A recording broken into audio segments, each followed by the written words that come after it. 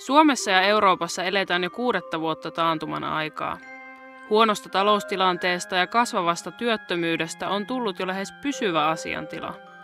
Usein talousongelmista syytetään virheellisesti julkista sektoria.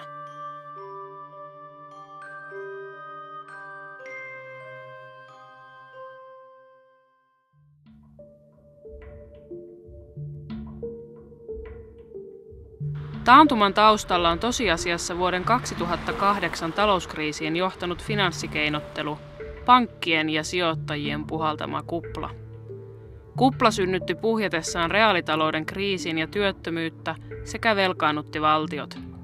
Suomen valtion talous ei ole paisunut ja pöhöttynyt, vaan yksityinen sektori on kuihtunut. Yhteisvaluutta euro pahentaa Euroopan maiden ja Suomen ongelmia. Taantumaa on hoidettu ympäri Eurooppaa leikkaamalla julkista sektoria, huonontamalla palveluita sekä alentamalla sosiaalitukia ja palkkoja. Kurjistava eurokriisin hoito on ainoastaan pahentanut ongelmia ja työttömyyttä. Eurooppa säästää itseään tuhoon.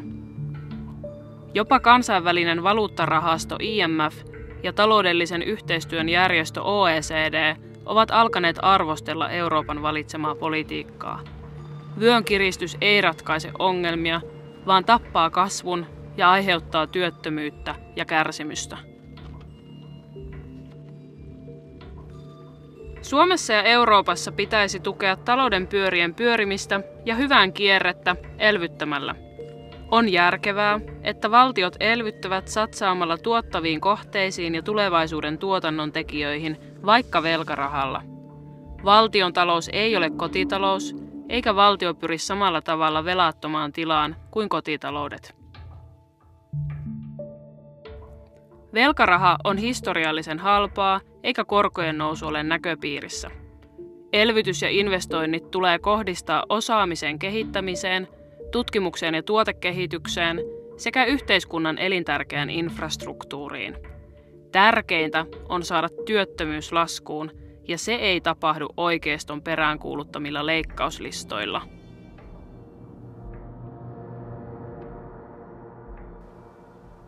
Kaikista ongelmista ei voi syyttää suhdannevaihteluita ja huonoa europolitiikkaa. Suomen taloudessa on myös rakenteellisia ongelmia. Taloutemme on ollut liian riippuvainen yksittäisistä toimialoista. Tarvitsemme uusia kasvualoja ja innovaatioita, rohkeutta ja uusia yrityksiä.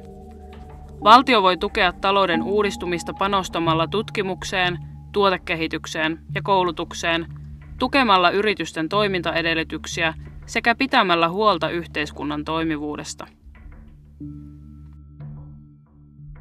Suomi on monella mittarilla mitattuna yksi maailman parhaista ja kilpailukykyisimmistä maista.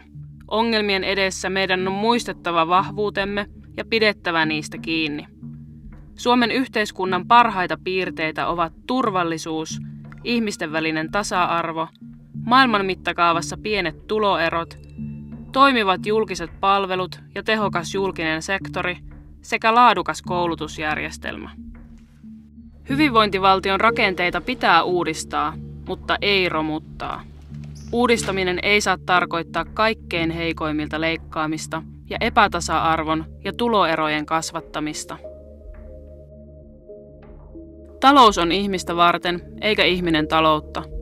Nykyään tuntuu usein siltä, että ihmisen arvo mitataan vain hänen taloudellisen suorituskykynsä mukaan. Se on väärin. Yhteiskunnan on pidettävä huolta heikoimmista, eikä talouden varjolla saa tuhota ympäristöä ja tulevien sukupolvien elämän edellytyksiä.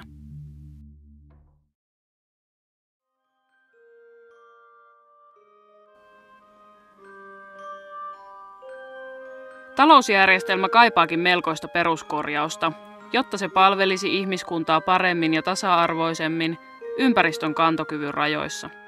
Maapalloa ei ole välttämätöntä uhrata talouskasvun nimissä.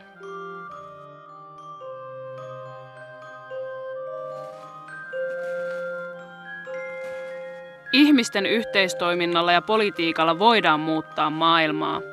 Vaihtoehtoja on ja valta on kansalla. Tee sinäkin valintasi.